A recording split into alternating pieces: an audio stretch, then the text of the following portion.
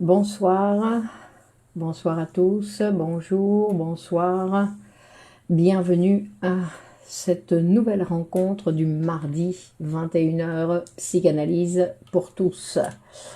Bienvenue, comment allez-vous aujourd'hui?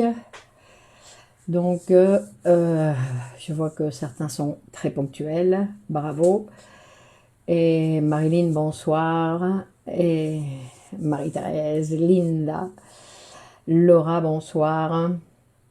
Loïc, donc aujourd'hui nous allons traiter un sujet très intéressant. Nous allons voir, Mariam, bonsoir, le sujet de la vie amoureuse de la femme. Monique, bonsoir. Alors de quoi on va parler? Arnaud, bonsoir.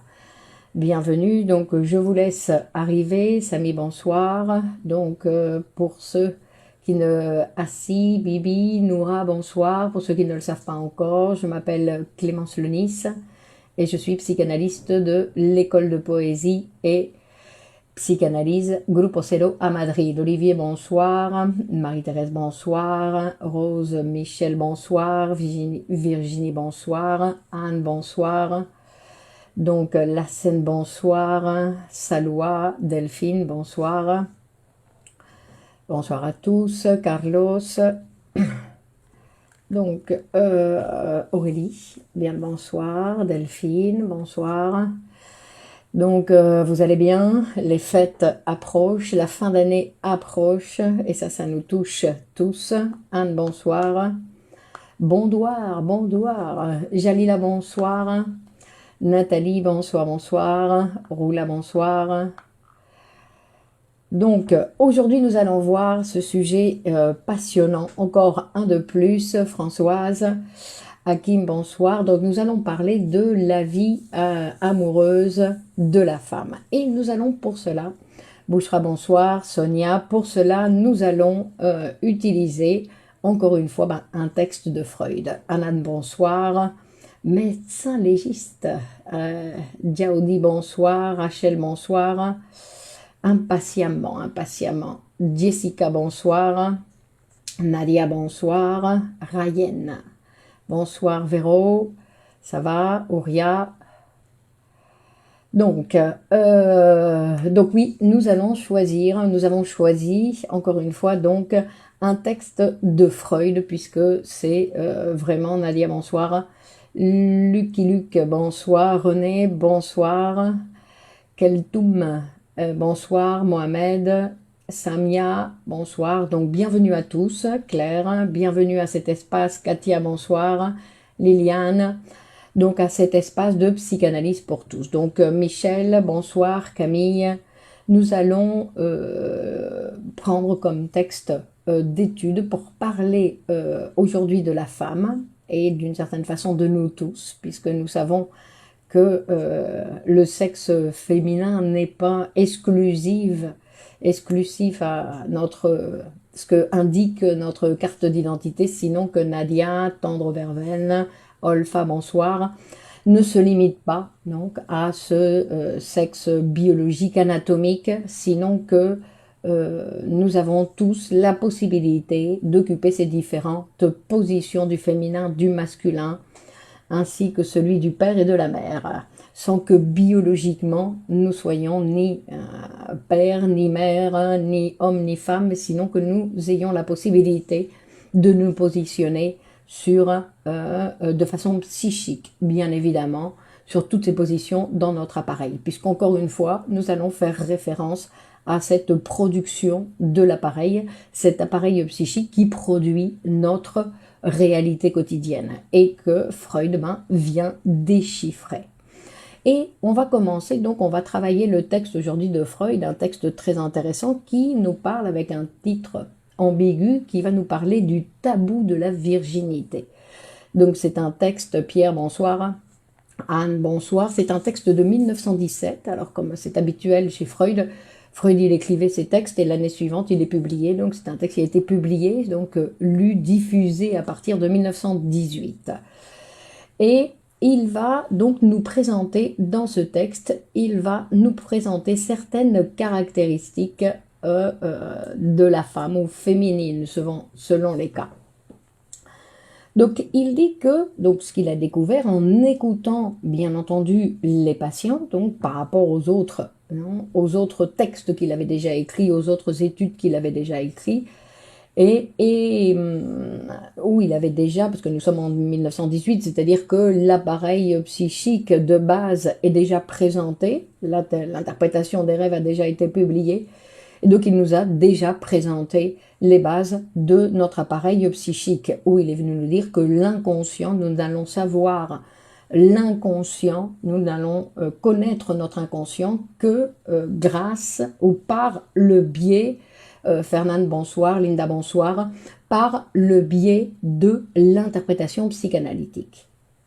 Donc, grâce à cette interprétation psychanalytique et à son écoute particulière, Freud il a découvert, donc, l'autre fille bonsoir, il a découvert qu'il y a des réactions chez la femme qui sont un petit peu énigmatiques pour certains, mais que lui, bien évidemment, il a interprété. Plus que donner une explication, c'est interpréter.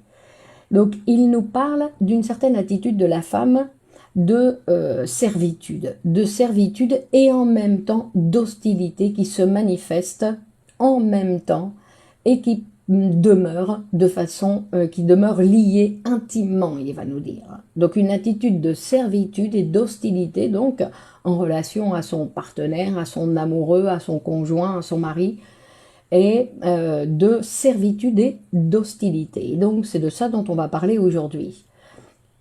Et il va nous parler aussi d'autres femmes, donc il va parler de différentes positions, parce que bien évidemment, on ne va pas tous les occuper en même temps, toutes ces positions, je veux dire, bonsoir Carmen, sinon Marion bonsoir, sinon qu'il va nous montrer comment dans certaines situations on peut trouver différentes positions, parce que nous ne sommes pas, Marie-Laure bonsoir, nous ne sommes pas fixes dans une position. Il va dire qu'il y a aussi des femmes qui semblent complètement dissociées de leur mari, de leur conjoint, et que cependant, ils ne peuvent pas complètement se séparer d'eux. Par exemple, il va parler aussi, donc je commence en fait par la fin du texte, non Nathalie, bonsoir. Et donc il va, par exemple, faire référence, il dit parfois on voit des femmes qui essayent d'orienter leur amour vers une autre personne, mais qu'en fait l'image de leur mari ou de leur conjoint, on va dire officiel, ou de la personne avec qui ils vivaient auparavant, non, les fait obstacle, en fait, le divin bonsoir fait obstacle, et même si il ne l'aime plus. Et pourtant, donc, c'est un obstacle, Claudette bonsoir, c'est un obstacle qui va surgir et qui va les empêcher de orienter leur amour vers une autre personne. Antonio bonsoir. Et en fait, il va nous dire que l'analyse, donc l'interprétation, Noël bonsoir, va démontrer que dans ces cas-là, ces femmes, en fait, elles demeurent liées, elles maintiennent cette union avec leur mari par servitude, mais pas par amour ni par tendresse, et qu'elles n'arrivent pas à se libérer complètement d'eux parce qu'elles n'ont pas fini de se venger d'eux. Et dit que et qu'il y a des cas extrêmes, il dit, où elles ne savent même pas, c'est même pas cette idée de vengeance ou cette position de vengeance n'est même pas conscient, non, mais que c'est quelque chose en fait qui demeure chez la femme et qu'elles ne peuvent pas se séparer de l'homme qu'un jour elles ont aimé, on va voir, par servitude. Et pourquoi on exploite dans la publicité et la pornographie? Quelle relation efficace pour une pleine de joie et de bonheur? Une relation pleine de joie et de bonheur. Donc Freud il va nous dire que nous avons beaucoup d'obstacles, que pour l'être humain il y a de nombreux obstacles, et le principal obstacle, comme toujours, ça va être l'enfance. C'est-à-dire que nous n'avons pas fini de nous séparer, de prendre une distance, on va dire, avec ce qui a marqué l'enfance dans la constitution psychique. Donc pas exactement par le vécu de l'enfance, sinon par la constitution de cet appareil, et qu'il y a des lieux que nous n'avons pas encore abandonnés et qui jouent encore donc un rôle dans notre vie d'adulte. Et donc il va nous parler de ce paradoxe de la réaction de la femme face à la défloration, qui est en général suivie ou qui peut être suivie, dans de nombreux cas, il va dire, par la frigidité. Donc, pour développer donc ces manifestations qu'il a vues qui existaient donc dans la vie des femmes, il va nous parler, Corinne bonsoir, Saïdi bonsoir, il va nous expliquer, il va faire référence au tabou. Il va nous montrer qu'il existe encore aujourd'hui, bien évidemment, des tabous parmi nous et qui ont encore donc une signification et qui vont encore être là pour en fait organiser, pour le dire d'une certaine façon, nos relations amoureuses. Et il dit que alors je ne sais pas si aujourd'hui encore ou dans quelle société plus ou moins, mais que il va parler de la vie civilisée. Il dit que dans la vie civilisée, et il dit que et c'est encore très valorisé le fait qu'une femme arrive vierge au mariage. C'est-à-dire que qu'il n'y ait pas en elle de souvenir d'un commerce sexuel antérieur à le nouvel amour qu'elle a choisi avec qui elle va faire sa vie. Et en fait, il va l'expliquer, il dit qu'en fait, c'est à cause de ce droit de propriété qui constitue l'essence de la monogamie. C'est-à-dire qu'on va demander à l'autre une certaine virginité à l'autre, autant donc une fidélité à l'autre, non seulement sur le présent et sur le futur de la relation, mais aussi sur son passé.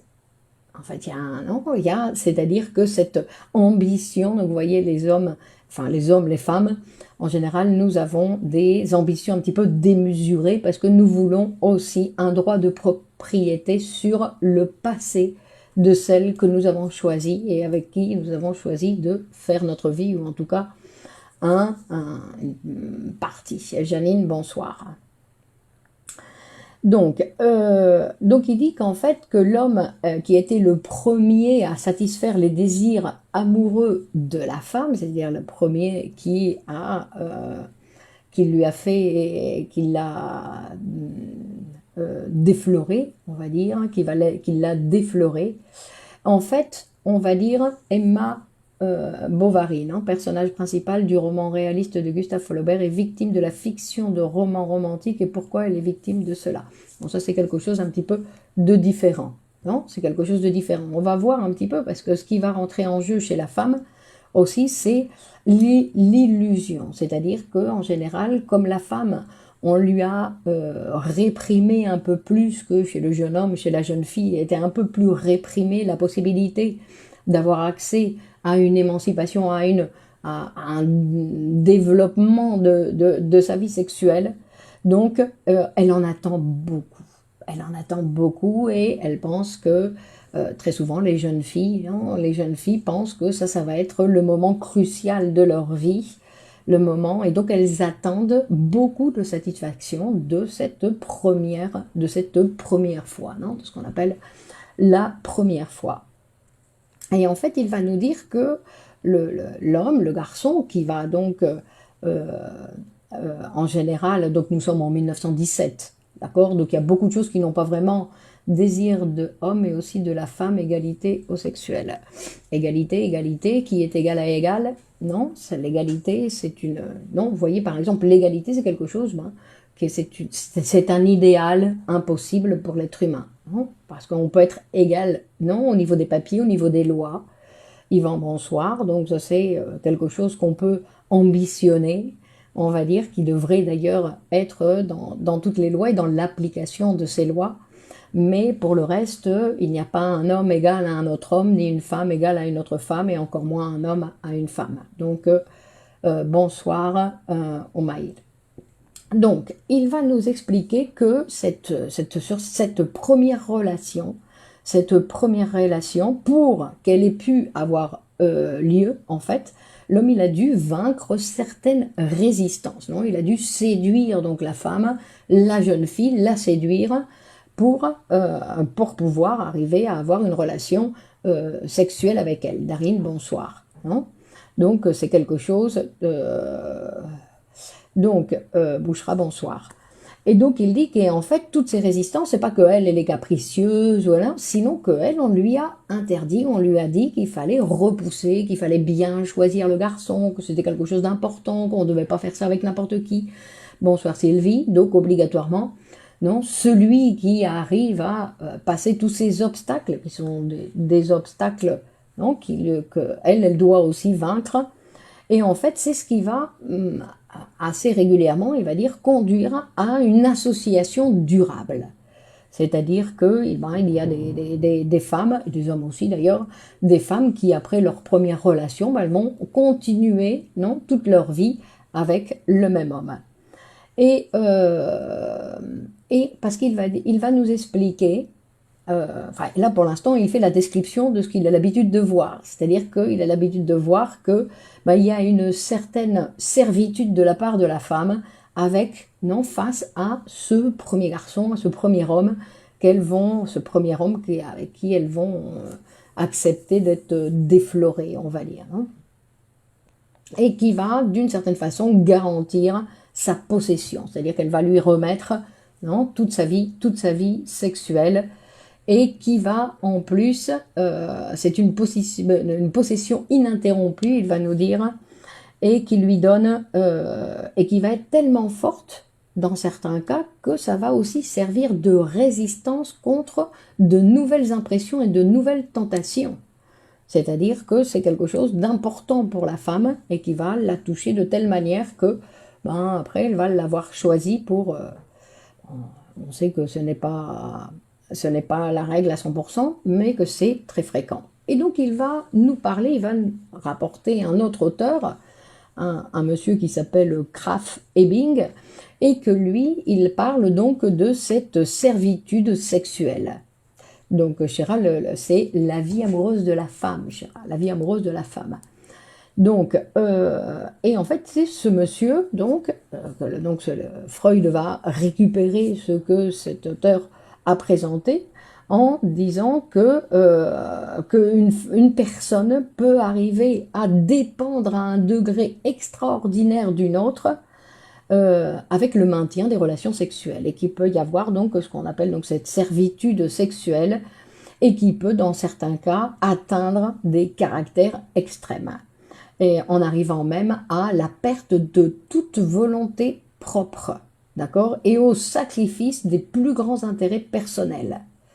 Donc, et il dit, donc, cet auteur, non, qui n'est pas Freud, mais cet auteur, mais que Freud reprend en disant, bon, c'est une caractéristique qu'il a vue, non, c'est une, comment on dit, c'est une description, non?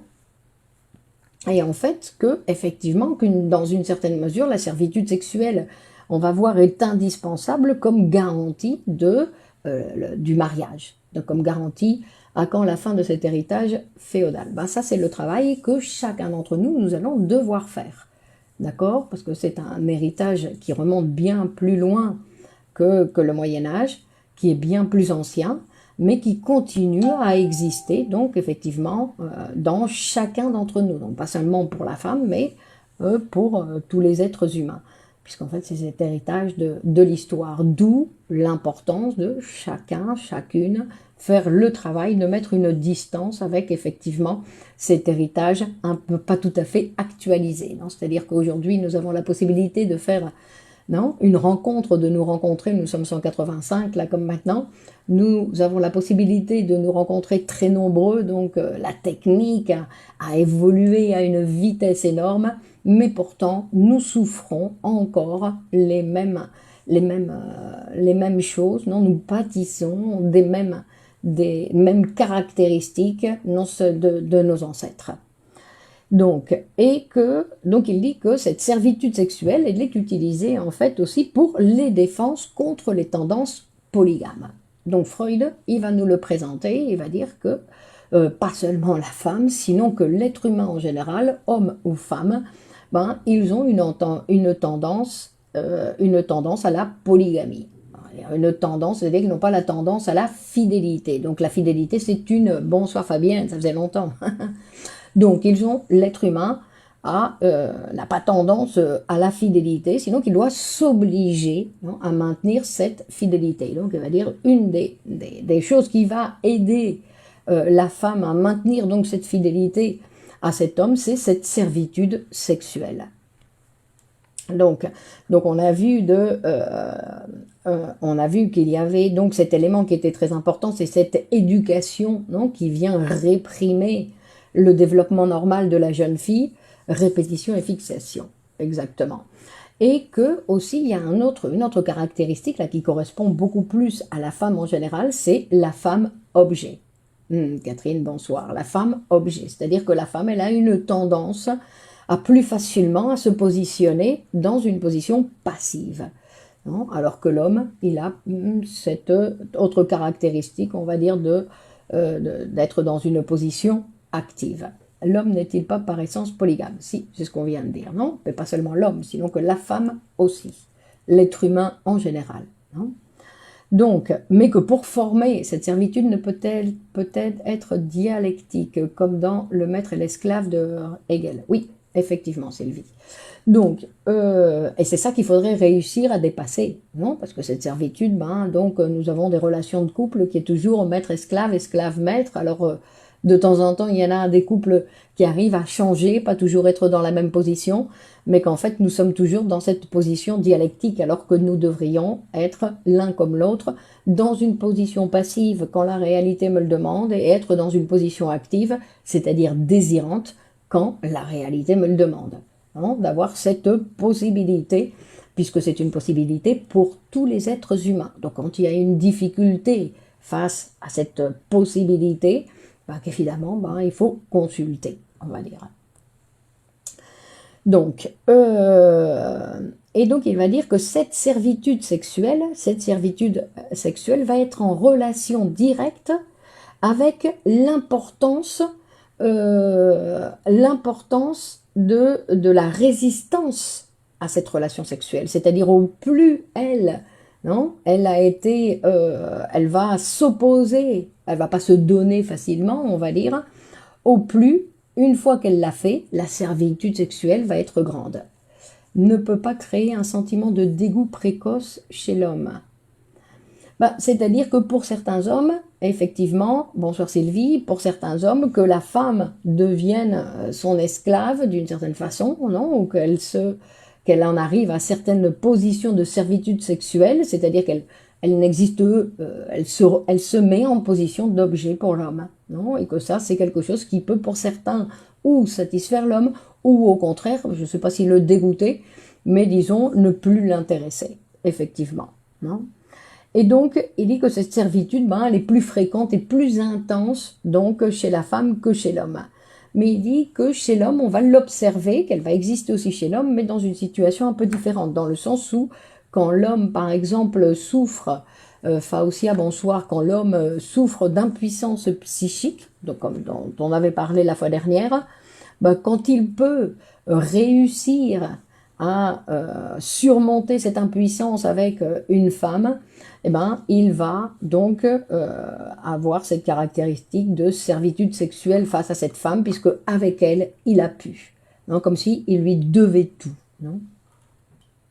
Donc, et donc pour nous expliquer un petit peu, c'est très intéressant, pour nous expliquer un petit peu ce qui existe dans notre vie quotidienne, il va directement, Delphine, pas partir au Moyen-Âge, sinon que directement il va nous décrire ce qui se passe chez les primitifs, chez les peuples primitifs, pour montrer comment ils affrontent en fait cette virginité de la jeune fille. Et parce qu'en fait, il va dire que très souvent, il va faire un parallèle, Freud, il va faire un parallèle entre les manières de penser des primitifs et les manières de penser des névrosés, dans le sens où on va voir qu'il y a quelque chose, qu'il y a une attitude d'une certaine façon qui est tout à fait parallèle. C'est pour ça qu'il s'intéresse au primitif. Le primitif comme l'enfant, le petit enfant, il a des attitudes primitives, il a des manières de penser primitive, et que lui, donc, il va devoir se développer pour atteindre, on va dire, les pensées de l'époque dans laquelle il vit. Par exemple, la pensée psychanalytique qui, lors d'aujourd'hui, ben, c'est la pensée la plus évoluée sur l'être humain. La plus évoluée sur l'être humain. Pour l'instant, on n'a pas découvert pour l'homme quelque chose de... Mais déjà, ce que présente la psychanalyse pour présenter cet être humain, c'est déjà très complexe. Donc nous avons ces premiers pas, mais on va dire que ça c'est le dernier, plus on résiste, plus on se retrouve dans la servitude sexuelle. Donc, bon, donc on va parler de ces peuples primitifs, et donc Freud il va nous en parler, parce qu'il va dire qu'en fait la perte de la virginité pour ces peuples primitifs, donc la virginité c'est un objet, c'est un thème tabou, non? Et pas qu'on ne puisse pas en parler, sinon que c'est quelque chose qui va avoir un caractère religieux. Et que l'objectif pour ces peuples primitifs, c'est que, en fait, la femme ne perde pas sa virginité avec celui qui va être son mari. Et donc, à partir de là, selon les tribus, selon non, les continents, il y a différents types de pratiques pour que la femme perde sa virginité avant de se marier. Et donc il y a des rituels, des rituels de défloration. Non, et donc il va rapporter un autre, l'homme résiste, c'est donc difficile de parler de ce sujet sauf de façon scientifique. Je ne comprends pas, Sarah, comment que l'homme résiste. Donc, il va, Freud, rapporter non, les découvertes ou les descriptions donc d'un autre auteur qui a décrit un petit peu les pratiques des tribus australiennes. Donc, où en fait cette défloration, elle doit être réalisée donc avant le premier rapport sexuel conjugal, et qui va devoir donc avoir lieu avec quelqu'un d'autre. Et il va décrire que dans certains cas, ça va être fait dès l'enfance, non, ce fameux hymen qui va devoir être brisé, et donc où ça peut se faire donc dans l'enfance ou dans la puberté ou juste avant le mariage, d'accord? Donc la psychanalyse a changé ma vie, oui. Donc parfois c'est fait par les vieilles du village, non, qui vont s'occuper et qui vont s'occuper donc de cette défloration, et qui peuvent être accompagnés aussi d'une relation sexuelle, comme une sorte, un coït, il va dire, cérémonial. Non, il va parler de...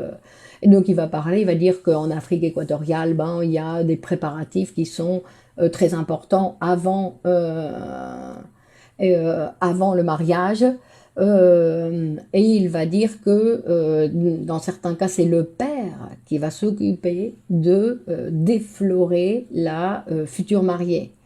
D'accord? Dans les îles Philippines, antérieurement, donc dans le passé, il y avait directement il y avait une sorte de prêtre, que... Ah non, ça c'était chez les Esquimaux. Les Esquimaux, il y avait une sorte de prêtre qui s'appelle Ange Coq, et qui s'occupait justement de déflorer les jeunes filles ou la future mariée. Enfin bref, il y avait toutes sortes de pratiques. Mais ce qui est intéressant, bonsoir Hamza, donc ce qui va être intéressant, c'est que il dit que même des fois c'était fait par les garçons d'honneur. Ne pourrait pas créer chez l'homme à la longue un dégoût d'accouplement avec sa partenaire régulière. Bah si, vous avez déjà posé la question. Hein, la servitude sexuelle de la part de la femme. Hein, donc, peut-être. Non, peut-être, pourquoi pas. Donc, il va d'abord dire que, il va d'abord faire référence à que peut-être il s'agit de l'effusion de sang, parce que pour les primitifs, non, l'effusion de sang, c'était quelque chose qui faisait horreur, puisqu'en fait, c'était basé pour les primitifs, le sang, ça correspond à l'essence de la vie, mais qu'il y avait un tabou déjà sur le sang directement, parce que ça faisait référence donc à l'interdiction de tuer. Les primitifs, donc ils avaient eux aussi cette interdiction de tuer, et donc et qui constituait donc une soif, non, une opposition à cette soif de sang que l'homme primitif, non, ressentait encore, et ses instincts homicides. Non, donc nous voyons que dans notre société actuelle, ce sont des choses encore qui existent. que nous n'avons pas complètement éliminé. Donc, et que ce tabou donc de la virginité est aussi uni avec, avec les règles de la jeune fille. C'est-à-dire que la jeune fille, quand elle a ses règles, on va dire que c'est un phénomène pour les primitifs complètement énigmatique et que il interprète dans certaines tribus, donc les règles, la menstruation, est interprétée comme elle a été en relation, elle a eu une relation sexuelle avec un esprit animal. Donc il y a eu un commerce sexuel. Et donc, et que cet esprit, c'est un esprit en fait de celui d'un ancêtre. Donc il y a une sorte de tabou pour ces jeunes filles donc à ce moment-là. Mais il va dire que l'effusion de sang, ça ne peut pas être ce qui va vraiment... non, parce que là, c'est penser que c'est l'effusion de sang, c'est faire comme si l'appareil psychique n'existait pas. Donc il dit non, non, c'est qu'il y a une disposition à l'angoisse chez les primitifs. D'accord? Première chose. Et donc, comment la femme au niveau intellectuel est matériaste à justifier au niveau réaliste? Je ne comprends pas, Youssef. Matériaste à justifier au niveau réaliste. Je suis désolée, je ne comprends pas. Donc il va parler du primitif qui a une disposition à l'angoisse. Donc là, on voit que c'est quelque chose qui est aussi très clair chez les névrosés, qui a une facilité, une disposition à l'angoisse. C'est l'angoisse face à quoi? Face à ce qui est nouveau.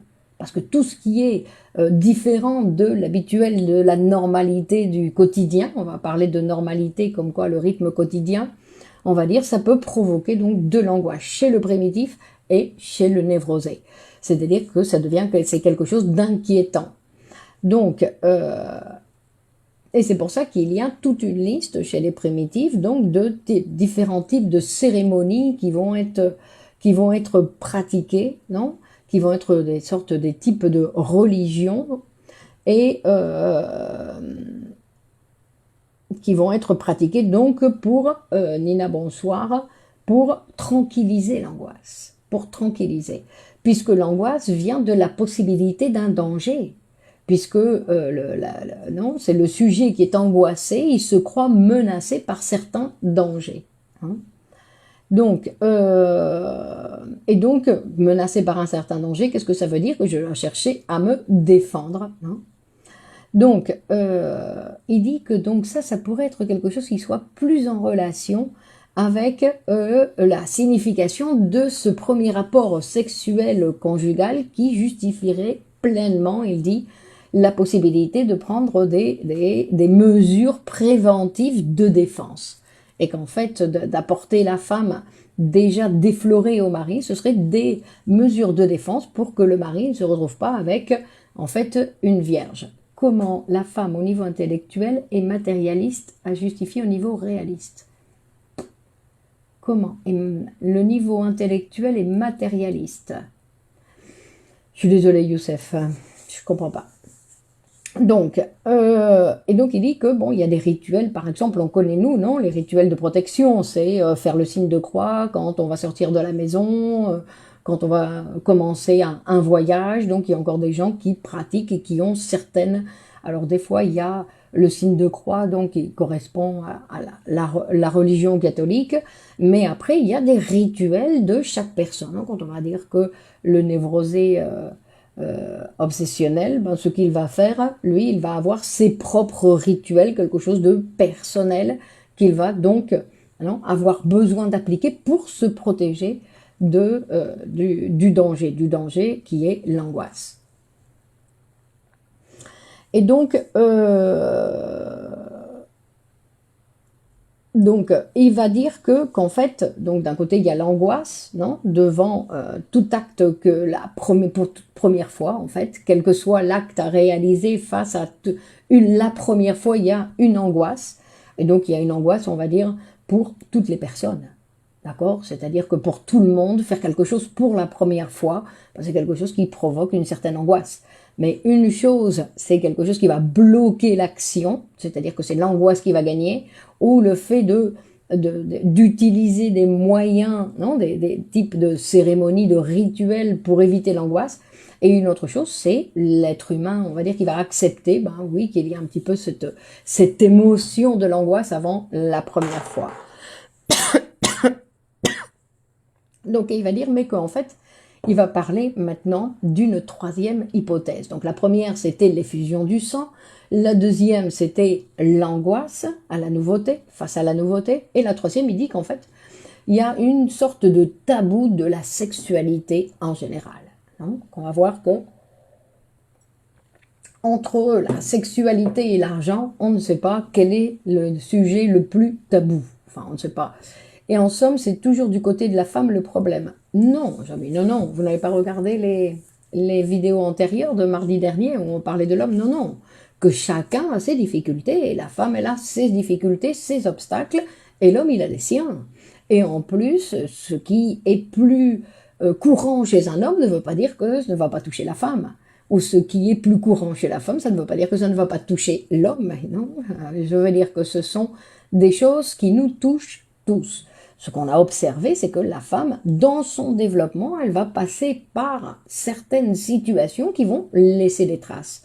Et que le développement de la petite fille ne va pas être exactement le même que pour le petit garçon. Donc, il y a des traces, on va dire, donc, René parlait de fixation, donc de fixation dans le développement qui vont marquer et qui vont donc déterminer la situation de l'adulte dans certains cas, parce que quand on ne travaille pas, on va dire, on ne travaille pas directement sur cet appareil psychique, ben, il ne peut pas y avoir de modification. Donc on a beau prendre des pastilles, essayer tout type de remèdes, tant qu'on n'a pas accès, grâce à l'interprétation psychanalytique, à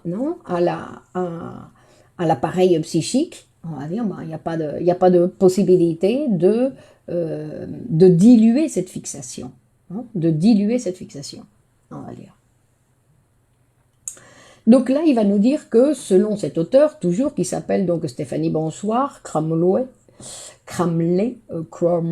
en anglais, donc la femme est taboue dans sa totalité, donc pour les primitifs et encore pour certains hommes, encore aujourd'hui.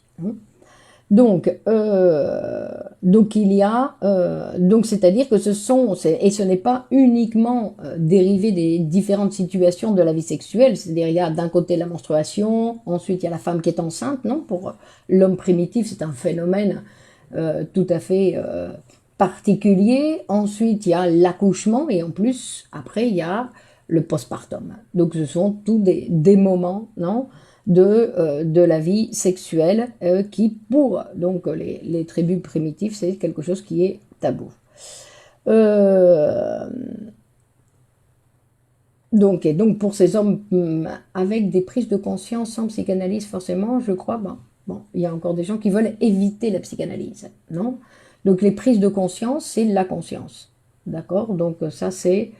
Pourquoi y a-t-il des femmes s'intéressent au côté matériel, l'argent et autres érotiques, rationnels, et pourquoi cette dialectique? Youssef, ça y est, j'ai compris, Youssef, merci. Donc on va dire, parce que chacune va être à des goûts différents. Non, il y a une femme, on va pouvoir la séduire ou elle va être séduite par un homme qui a beaucoup d'argent. Que voulez-vous? Non, il y a d'autres qui vont être séduites parce que l'homme il est très beau. Il y en a d'autres qui vont être séduites parce que il a des caractéristiques qui chacun. On n'est pas chacun. Nous avons des caractéristiques qui vont séduire l'autre. Non, tout le monde. On choisit toujours. On va dire d'une certaine façon, on ne choisit pas l'autre pour ses beaux yeux. On choisit l'autre parce qu'il a des caractéristiques où, rappelons-nous Joseph, non, on va choisir, on va tomber amoureux d'une personne ou qui est comme nous, ou qui a été comme nous, enfin qui est comme nous avons été, ou qui est comme on aimerait être, ou qui ressemble au papa, ou qui ressemble à la maman. C'est-à-dire que ça, il n'y a pas d'autre possibilité, c'est-à-dire que c'est comme si nous avons été marqués, nous avons été formés avec ces caractéristiques. Dans Totem et Tabou, le tabou inspire une terreur sacrée, écrit Freud. Le sang de l'hymen exhibe à la communauté son nouveau statut de la femme en puissance de procréation. C'est l'alliance, d'accord, c'est l'alliance, confirmer la preuve du sang donné à voir et transformé en triomphe phallique, le signe de la virilité. Exactement. Donc ça, c'est pas le lieu pour votre publicité verse. Donc effectivement. D'accord, donc ça, mais ici, il ne fait pas exactement seulement référence à ça. Non, parce que ce qu'il va nous dire, c'est que psychiquement, qu'est-ce qui va se passer?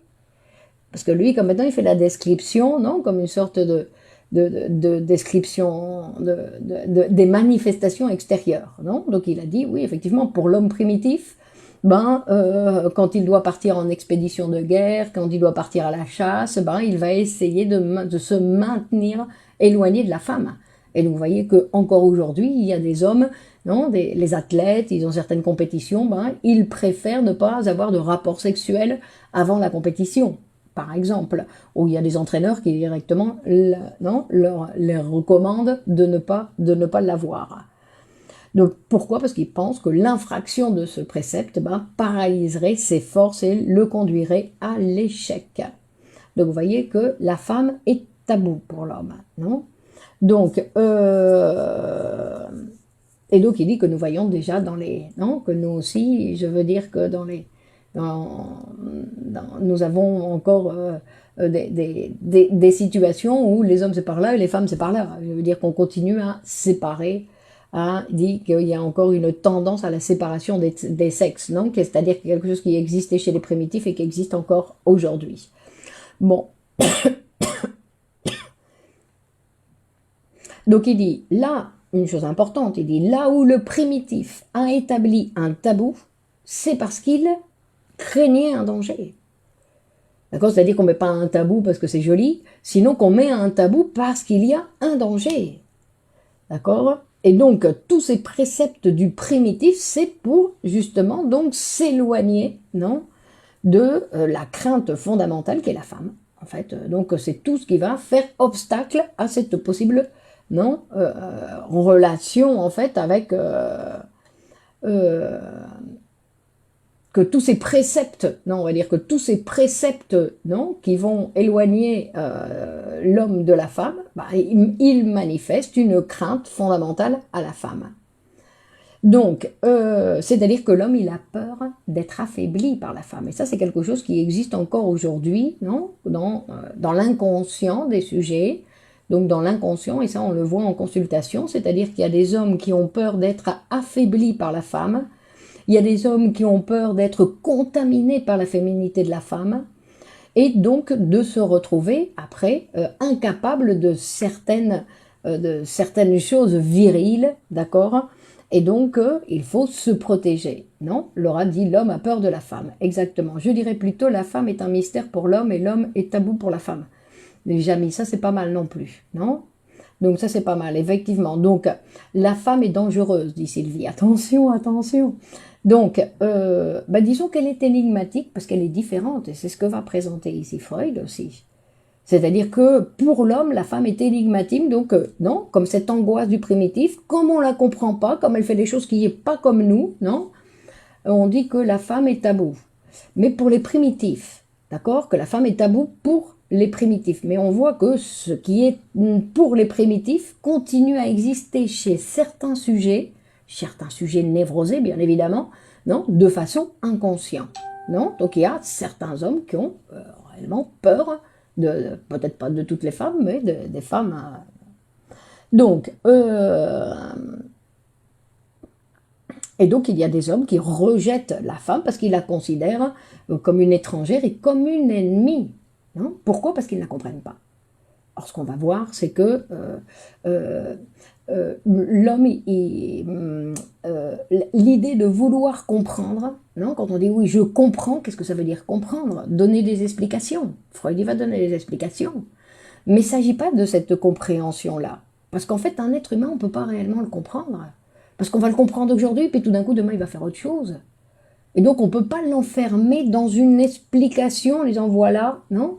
Sinon que donc la femme est un continent noir selon Freud. Donc lui, il avait parlé effectivement d'un continent noir, non? Mais ce n'est pas un continent noir parce que lui, Freud, il a bien expliqué, non? Ce développement de la femme, il l'a tout à fait expliqué. D'ailleurs, c'est le premier à l'avoir écouté et à avoir pu écouter justement ce discours qui était différent du discours de l'homme. D'accord? Donc, mais que de toute façon, on va dire que l'homme non plus n'est pas compréhensible. Alors si on dit que l'homme est compréhensible, ça veut dire qu'on va le réduire à quelque chose. Il ne s'agit pas de le réduire, au contraire, s'agit d'une expansion, d'avoir...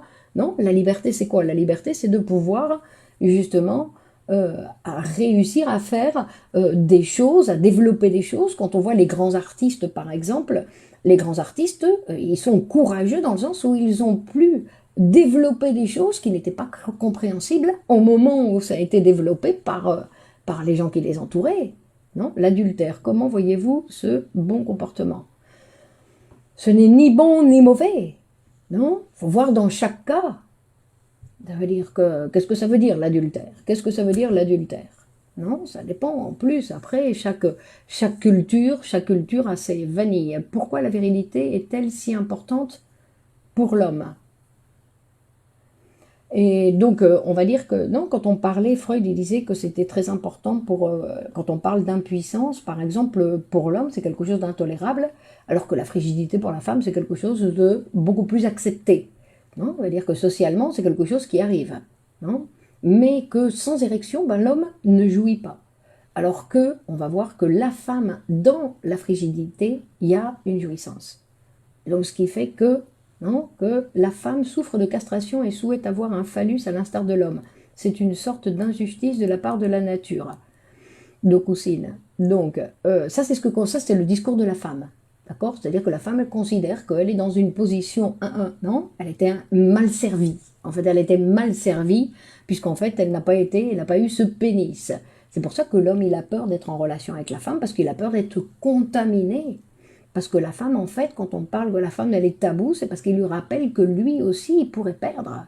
Parce que rappelons-nous que dans ce développement de l'enfant, non, l'enfant, quand il découvre qu'il y en a qui a un pénis et l'autre qui a rien, parce qu'il ne sait pas qu'il a un vagin, qu'il y a un autre appareil sexuel, non, non. C'est que l'enfant, il pense, non, et que nous vivons encore à l'âge adulte, très souvent quand nous voyons dans nos relations sociales, ben, il y a ceux qui ont et ceux qui n'ont pas. Donc c'est-à-dire ceux qui ont le pénis et ceux qui sont castrés. Et donc très souvent, la femme, au lieu de la présenter ou de la penser comme un être différent, simplement, un être différent, comme nous sommes tous différents, ben on préfère la penser castrée. Mais la pensée castrée, ça veut dire que si elle est castrée, ça veut dire que l'homme aussi, à un moment donné, il peut être castré. D'où la difficulté de la relation de l'homme avec la femme, quand il considère bien évidemment que cette femme, en fait, elle est castrée. Donc, non, que c'est pour ça qu'il y a non, qu'on a peur d'être contaminé, que du coup, parce que si elle est castrée, bah oui, ça me rappelle que moi aussi je peux l'être. Donc, on voit que ce sont des choses de l'enfance qui n'ont pas du tout été abandonnées. Donc, c'est des positions infantiles que le sujet, à 30 ans, à 40 ans, à 50 ans, à 60 ans, il continue à penser comme il pensait quand il avait 4-5 ans. Non ? Donc Rachel dit, est-ce que la femme reproche cette castration à sa mère? Oui, à sa mère, à son père et après à l'humanité. La femme dispose d'une arme décisive pour pouvoir juger la capacité de l'homme. Non, ce n'est pas une arme, en plus ce n'est pas une arme décisive, non? Donc lui, ce qu'il va nous dire, c'est que, on va continuer un petit peu, parce que là, on a presque fini. Donc, on disait que cette répugnance au féminin, non? Et ben oui, Youssef, oui. La femme, mais la femme et l'homme aussi, hein, attention, puisque nous sommes encore trop déterminés, hein, c'est-à-dire que si nous ne faisons pas un travail psychanalytique, nous sommes déterminés par notre position infantile. Donc nous avons peur de la castration, non, et qu'il y a de nombreux hommes, et même les femmes, qui ont une certaine répugnance face au féminin. Pourquoi? Parce que ce féminin représente donc quelque chose qui est castré. Non? Donc, et ça, c'est au niveau psychique. C'est-à-dire qu'il n'y a pas de femmes ou d'hommes qui vont dire, qui vont manifester ça consciemment dans la conversation, dans la réalité, mais qui vont le manifester d'une autre manière. Non? Et donc, pour en revenir un petit peu, parce qu'on était sur le tabou de la virginité, pourquoi les peuples primitifs, non, vont déflorer la future mariée pour la remettre à son mari déjà déflorée, au lieu de lui laisser le travail à faire pour lui. Donc, bah, il va dire, c'est pas compliqué, il dit qu'en fait, rappelons-nous, le primitif va établir un tabou là où il craint un danger. D'accord? Et donc le primitif, il a, tout comme le névrosé, une pensée animiste. C'est-à-dire qu'il ne sépare pas le danger matériel du danger psychique. Et il ne sépare pas le réel de l'imaginaire. Et ça, c'est ce qui se passe donc chez les névrosés en général. C'est-à-dire qu'ils pensent que ce qu'ils fantasment, ça va se réaliser. Ils pensent que non, ce danger qui ont un danger, l'angoisse, non, que très souvent l'angoisse, qui est quelque chose de psychique, ben, ils vont le penser dans la réalité. Donc il y a non, une difficulté pour faire la différence entre la réalité et la réalité psychique. C'est là le point faible de l'homme, c'est que la femme peut juger, apprécier ou déprécier les capacités sexuelles de l'homme. Bon, ça c'est l'opinion de Houssine, parce que les capacités de l'homme, c'est quelque chose qui est important pour l'homme. La femme, quand elle est amoureuse, monsieur Houssine, quand elle est amoureuse, non, il y a d'autres possibilités. D'accord, que le plus important, ce n'est pas ni la taille, ni la puissance de l'érection, ni tout ça. Sinon que les histoires d'amour, sinon c'est penser qu'à partir d'un certain âge, la sexualité n'existe plus. Alors que non, que la sexualité, elle va exister jusqu'à la mort et que la pratique des relations sexuelles doit être pensée, non, jusqu'à la mort. Et donc c'est-à-dire que c'est quelque chose qui commence pratiquement à la naissance et qui va mourir avec nous. Alors, ou on le met en pratique, ou ça va jouer, ça va intervenir de toute façon dans notre vie d'une autre manière. Donc, et donc on va voir que, parce que pour voir, et donc cet homme primitif, il va considérer donc la femme comme une source de danger et qu'il voit dans ce premier acte sexuel, dans ce premier rapport hasta la muerte, dans ce premier rapport, un risque spécialement menaçant, il dit, pour le primitif, non? Et donc lui, il va dire, Freud, il va dire, mais pourquoi? Non? Qu'est-ce qui se passe ici? Qu'est-ce qui se passe? Pourquoi? Comment on peut expliquer derrière un homme, une femme, de quels critères il s'agit? Je ne comprends pas, Youssef. Donc il dit que dans une relation qu'on pourrait appeler normale, c'est-à-dire dans un développement normal, on pourrait penser que quand la femme a une relation avec un homme et qu'elle est pleinement satisfaite, bah, qu'elle embrasse l'homme, qu'elle le remercie, non, et qu'en plus, elle lui, d'une certaine façon, il lui promet non, un suivi dans la relation. Mais il dit que cependant, c'est pas exactement comme ça. Cette normalité n'existe pratiquement jamais. Et il dit que, en fait, premièrement, la première relation, elle va supposer une désillusion pour la jeune femme. D'accord? Il va toujours y avoir une certaine déception. C'est-à-dire, pourquoi? Parce qu'elle imaginait quelque chose, non?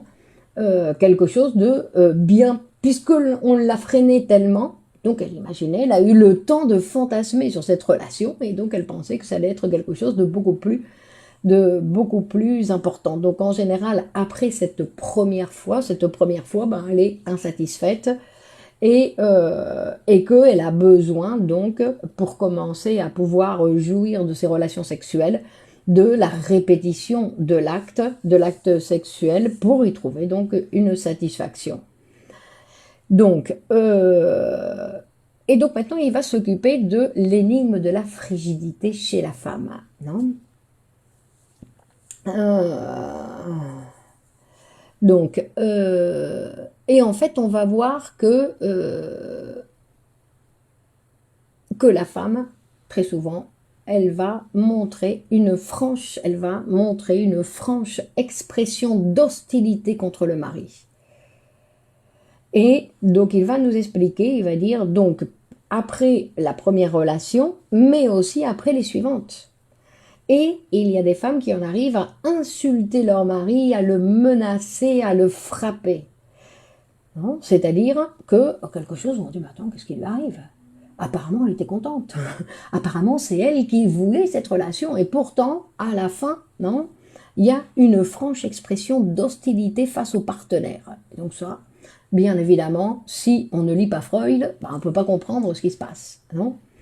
Donc, et en fait, il va nous expliquer, donc il va nous parler d'une patiente, qui justement elle aimait énormément son mari, que c'est elle, non, qui provoquait, qui incitait la réalisation de l'acte sexuel, et qu'en plus elle y trouvait une intense satisfaction. Donc il dit, bah alors qu'est-ce qui se passe? Donc il dit, mais que le danger qui était caché dans la défloration de la femme, ce serait justement d'éviter d'attirer son hostilité. Parce que c'est justement le premier, le mari, qui va recevoir toute cette hostilité. Non? Donc,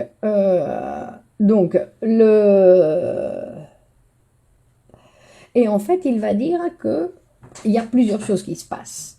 Premièrement, il va faire référence à l'hymen.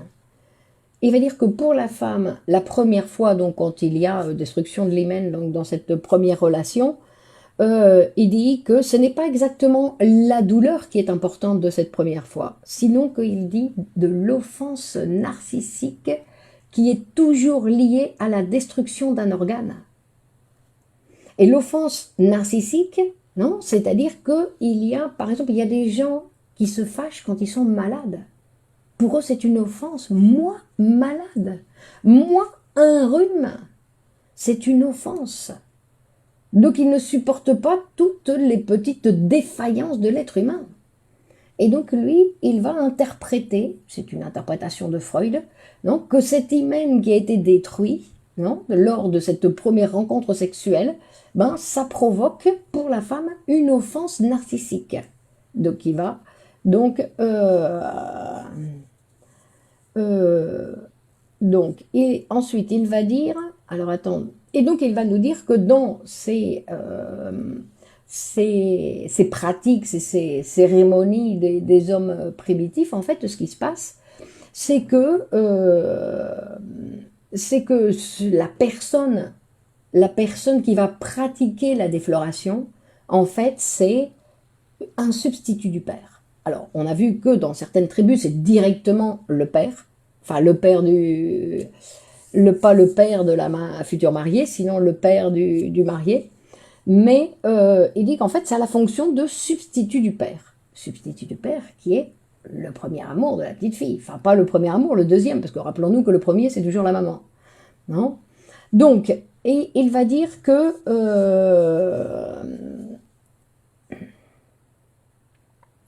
Donc, attendez, ici, c'est des choses que j'ai déjà vues.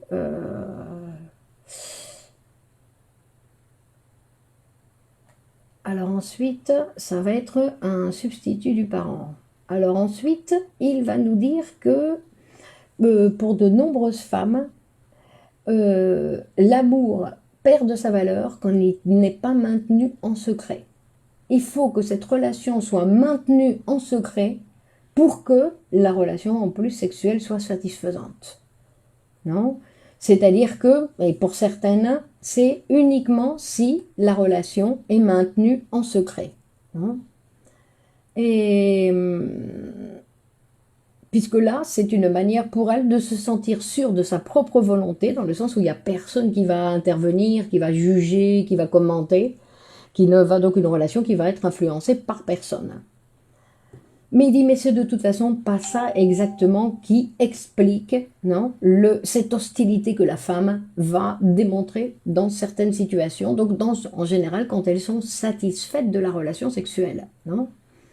Pour vivre heureux, vivons cachés. Donc on voit que Sonia, elle est d'accord. Non? Donc effectivement, donc vivons cachés, c'est-à-dire que notre sexualité, nos pratiques sexuelles, effectivement, non? Donc parler de la sexualité, c'est une chose, mais parler de sa propre sexualité, c'est une autre chose. Non? Agression et atteinte à l'intégrité du corps, d'où naissance d'une phobie conduisant à la frigidité. Non, ça c'est pas psychanalytique, ça aussi. Non, sinon que c'est une fois qu'il y a la frigidité, je vais m'occuper, je vais écouter la patiente pour voir, non, sur quoi, qu'est-ce qui détermine cette frigidité. Je ne vais pas penser, parce que là vous pensez, encore, ça fait plus comme un sociologue que comme un psychologue ou un psychanalyste. Non, ce n'est pas l'agression qui provoque une frigidité. C'est à partir de la frigidité, je vais voir, non, j'ai l'impression aussi qu'il y a eu un enjeu aussi autour du coït, comme un cadeau ou pas, des patientes qui ne jouissent plus, même si c'est au cas par cas, bah, qui ne jouissent plus, elles ne veulent plus donner leur jouissance à leur mari, par exemple, d'après ce que vous dites, Stéphanie. Elles ne veulent plus leur donner, c'est fini. Donc, alors, il y en a qui simulent, hein, il y en a beaucoup qui simulent, qui sont frigides, mais qui simulent l'orgasme, non, qui simulent l'orgasme, donc pour que l'homme, il se rende compte de rien et qu'il soit content. Et en plus, parce qu'on voit que dans la frigidité, la femme, elle a une satisfaction. Alors, une satisfaction psychique ou une satisfaction, il faut voir dans certains des cas. Mais après, il y a, non, on va dire, mais pour la part de l'homme, c'est la même chose. Des fois, il y a des hommes qui n'ont pas d'érection parce qu'ils ne veulent pas la donner à la femme. Parce qu'on va voir que dans une relation sexuelle, et ça c'est très intéressant, en fait, que la femme, elle a un sexe, qu'elle a son vagin, que quand elle est en relation avec l'autre, parce que sinon, elle toute seule, qu'est-ce qu'elle va avoir? Que lui, il a un pénis, que quand il peut l'offrir à quelqu'un, parce que tout seul, qu'est-ce qu'il va avoir? C'est-à-dire que c'est un organe qui sert à l'autre. Chacun, nous avons un organe sexuel qui va servir à la relation, parce que sinon, pour nous tout seul. Mais après, on ne va pas le donner à n'importe qui. Ou on va dire non, parce qu'il y a des... Non, quand on parlait de cette vengeance que certaines femmes peuvent avoir face à leur mari, simplement parce qu'elles ont eu une déception. Et qu'elles pensent que c'est ce premier mari, non, qui a donc cette déception face à ce qu'elles avaient imaginé de ce que devait être une relation sexuelle, et qu'en fait, donc, elles vont après, toute leur vie, se venger du mari, non, sans s'en rendre compte. Attention, c'est quelque chose d'inconscient. Ok, merci, Med. D'accord. Et donc, il dit qu'en fait, tout vient des premières fixations de la libido qui ont une extraordinaire intensité, c'est-à-dire des désirs sexuels infantiles qui ont été conservés. D'accord. Et donc là, ici, on parle de la femme, non? Si celui qui déflore l'hymen est un substitut du père, que cela engendre la blessure narcissique, l'hostilité parfois exprimée par la femme, elle est tournée vers cette figure paternelle. Effectivement.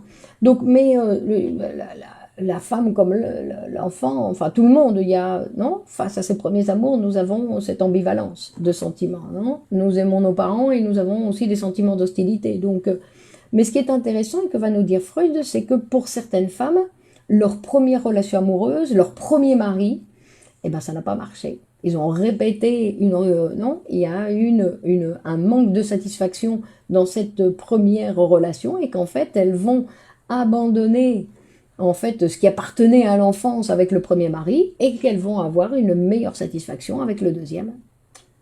Non. Donc c'est pour ça que ces tribus, en fait, on va déflorer, non, par ou une autre personne ou directement ils utilisent des objets, non, pour la défloration. Et si la vengeance devient consciente, elle va en souffrir de toute façon. Le rapport sexuel leur rappelle la perte de l'hymen. Cette perte a provoqué une douleur physique et psychique. Non, une douleur psychique. Une douleur psychique. Une douleur psychique, mais ça c'est au moment. Après, on ne va pas la garder toute la vie. Hein. Enfin, ça dépend. Hein. Ça dépend de chaque sujet. C'est pour ça qu'on va écouter, non, chaque personne. C'est pour ça que toutes ces informations, en fait, elles doivent être pour le psychanalyste présente quand il va écouter le discours de l'autre. Non, c'est pour ça que la psychanalyse, c'est quelque chose qu'on va devoir étudier tout au long de notre vie, parce qu'on ne peut pas laisser passer certaines choses. Et Freud, il a découvert de cet appareil psychique de nombreux secrets, il a interprété de nombreux comportements de l'être humain. D'accord? Donc, et donc, on va parler, ça y est, il est l'heure. Donc, on n'a pas tout vu, mais on a déjà vu beaucoup, d'accord? Et donc, on a déjà vu beaucoup d'informations. De toute façon, vous pouvez aller lire le texte de Freud, Le tabou de la virginité de 1917. Donc, c'est un texte très intéressant, d'accord? Parce qu'en fait, après, il va nous parler, effectivement, comme je crois que c'était Houssine qui faisait référence à cette envie phallique. C'est-à-dire que la petite fille, elle n'était pas contente quand elle a découvert que le petit frère, le petit copain, le collègue, il avait un pénis et qu'elle, elle a pensé qu'elle avait rien. D'accord? Et donc ça, c'est une blessure qui est maintenue chez les femmes de façon inconsciente, bien évidemment, de façon inconsciente et qui peut se manifester de différentes manières tout au long de cette... Et en fait, Freud, il va présenter à la fin du texte, je crois, une sorte de cas où il va dire que la femme, il va parler du rêve d'une femme, non? C'est-à-dire qu'elle fait elle a sa relation sexuelle avec son mari, et qu'après, à la fin de l'acte, en fait, elle se fâche parce qu'en fait, c'est pas elle qui a le pénis, qu'elle a dû avoir besoin de lui pour avoir un pénis. Non, donc il y a donc vous voyez que c'est quelque chose de complexe, de complexe, c'est que ce qui va marquer tout ça, c'est inconscient. C'est inconscient parce que ça fait partie de notre première enfance, de cette première, non, cette première étape que nous avons tous oubliée. Donc, au revoir Sylvie, Louis, au revoir. Allez, bonne continuation, donc bonne continuation à tous. Donc c'est un sujet passionnant et on continue donc mardi prochain. Mardi prochain, on revient sur les textes de Freud, donc on verra bien. Merci beaucoup, merci à vous. Donc merci de partager sur vos réseaux sociaux donc cette vidéo si vous l'avez trouvée intéressante. Et donc on continue. Sonia, Liliane, Claire, bonsoir. Bonne continuation. Oui, Marie-Laure, j'avais vu. Bonsoir à mardi. Rachel, Noura. Bonne soirée, bonne fin de soirée. Au revoir Corinne, Laura. Bonne fin de soirée. Donc, on continue. Au revoir Fabienne. À mardi prochain. D'accord. Saloua, au revoir. Leïla, merci. Oussine, au revoir. Merci à vous. Luciole, belle soirée. Véro, Saïd. Passionnant. Passionnant avec un point d'interrogation. Oui, on ne sait pas exactement de quoi il s'agit. Ok, allez, bonne fin de soirée à tous. Bonne continuation. Et à la semaine prochaine. Allez, au revoir. Merci à vous. Au revoir.